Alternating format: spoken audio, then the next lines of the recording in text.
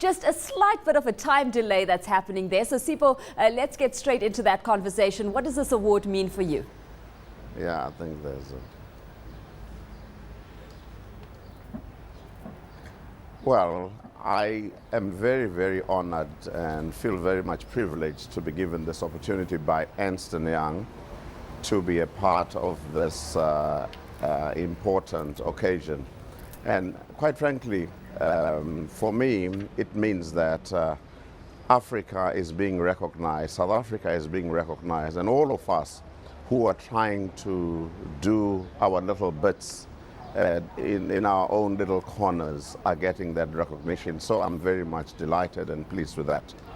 We've got Ernst & Young saying that our entrepreneurs play a pivotal role in creating a healthy environment suitable for growth and for foreign direct investment as well. Where do you think we rank in that regard right now? Because while recognition is paid to players like yourself, it's hard to ignore the current issues that are plaguing certainly the mining sector in South Africa, where it stands at odds with that healthy environment suitable for growth and foreign direct investment.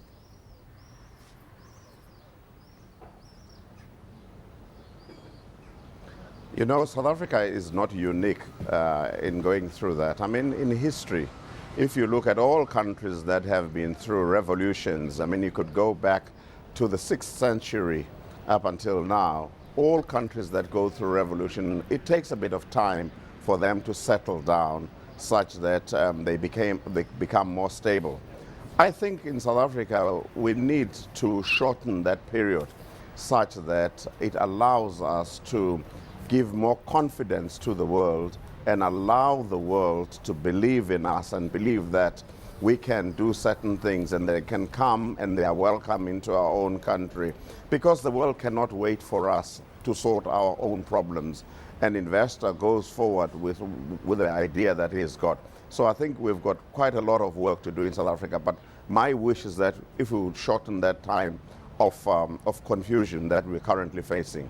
It's not unique to South Africa, the kind of challenges we face, Sipho, but when it comes to our labor relations, that is something that has been glaring and standing out as a unique point. So let's talk through the kind of challenge this puts on the table for you in terms of managing labor relations. In your books, what needs to be done?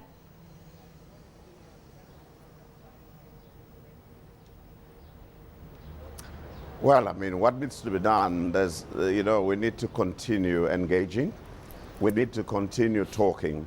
Because, the issues, in my view, that affect the labor market are not necessarily issues that are symptomatic that we're seeing. Issues of pay and issues of salaries and issues of wages. But they are more social issues, issues of inflation, issues of costs, issues of pressures in life, issues of housing that between business and government we need to resolve. I think that's very, very critical that we do that.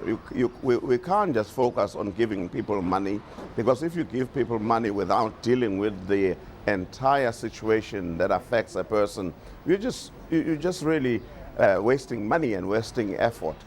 And therefore we need to engage with labor, we need to engage with government, we need to engage with business and deal with the legacies of the past and deal with the trust issues or lack of it that is between all of us. This current context, Sipho, how has it impacted your leadership style? Has it at all triggered a shift in the way you lead, the way you do business?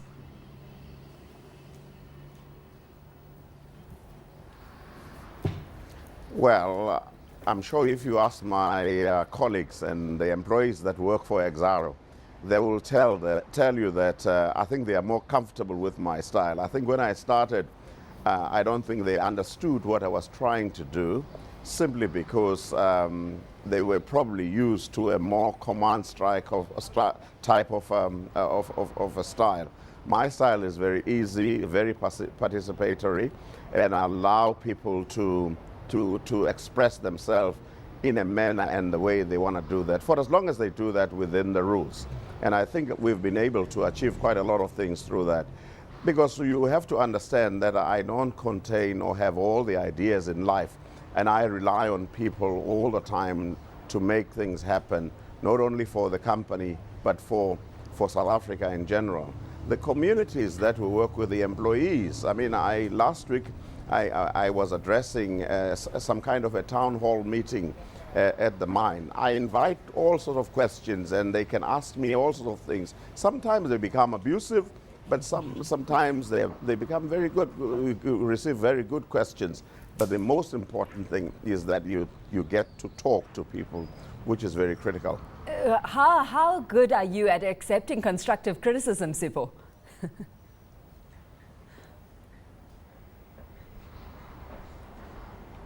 Can you repeat the question, please? Just how good are you at accepting and receiving constructive criticism?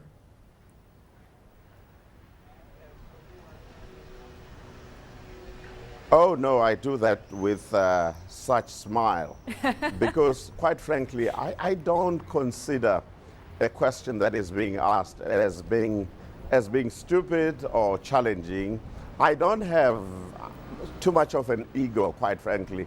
I learn all my time. I mean, I learn from people. I learn on the street. I learn at home.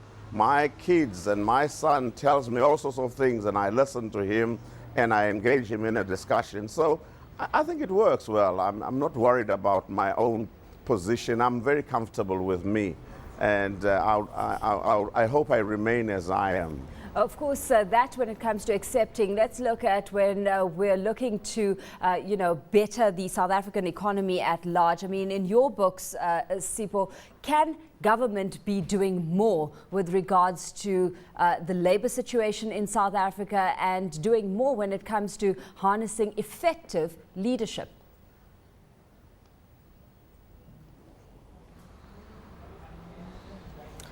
Well, I'm very much pleased with what government are doing. In the past, they have left the industry to deal with the labor movement.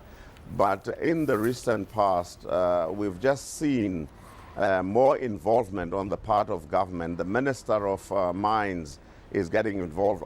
The Deputy President of the country is getting involved in encouraging business and labor to achieve a settlement that is not detrimental to the country. And I'm quite pleased with the leadership that the government is embarking on.